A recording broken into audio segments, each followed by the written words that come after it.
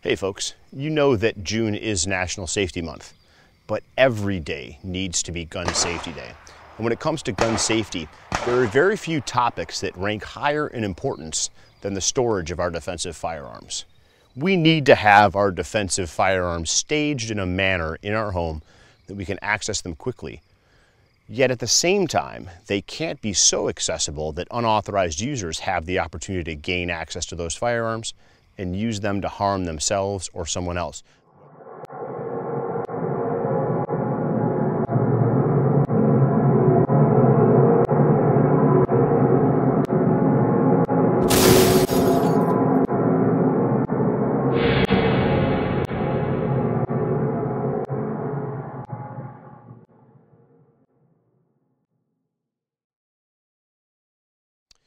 When it comes to staging defensive firearms in our home, they do need to be accessible to trained users so that those trained users can defend themselves and the home and the rest of the family should they need to in a home invasion situation.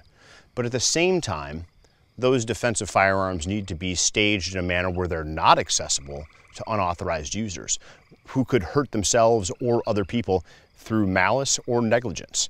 Our firearms are there to make us safer, so we need to keep those unauthorized users away from firearms. I almost universally suggest to my students some different variations of quick access safes.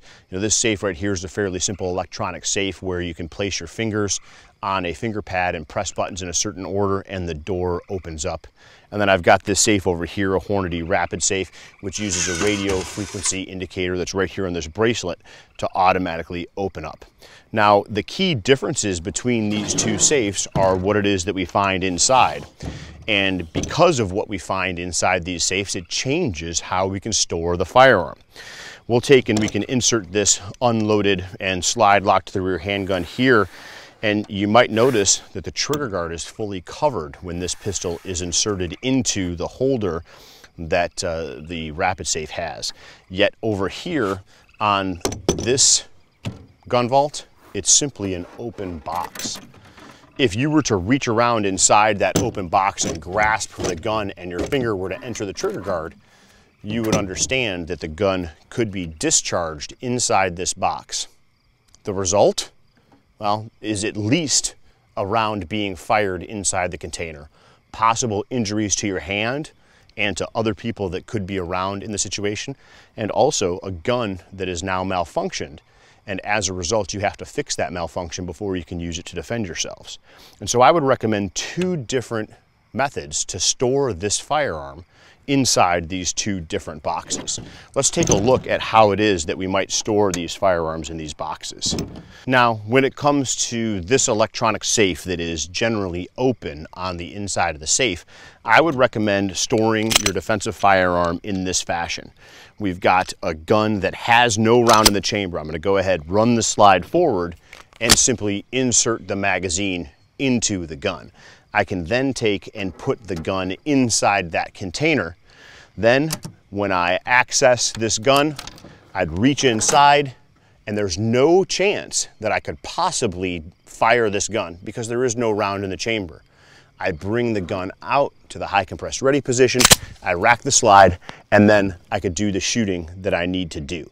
Let's go ahead and clear this gun and run that one more time and we'll go live with it. So again, we close the chamber, insert the magazine. You'll notice that this safe is one of my range safes that actually is no longer functional and we have to use the key to open the safe. I would never recommend a key access for a quick access safe. Keys just aren't very good. For fine motor skills are required and they don't work very well under stress. So let's take a look at it again. Here we go.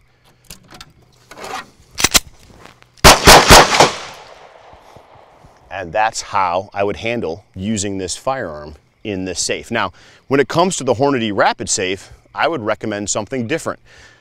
This gun has a round in the chamber. Okay, there was a full magazine inserted, so we know that this gun is live.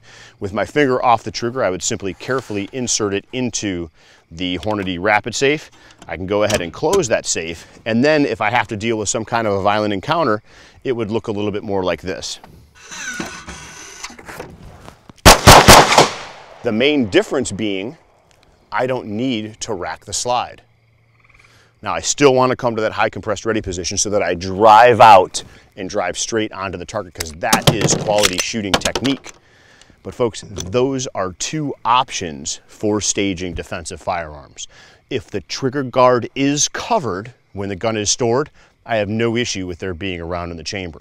If the trigger guard is open and available for your finger or anything else to enter into it, I highly recommend staging your defensive firearm with the slide closed on an empty chamber and a full magazine inserted. Folks, you know that June is National Safety Month, but every day is Gun Safety Day.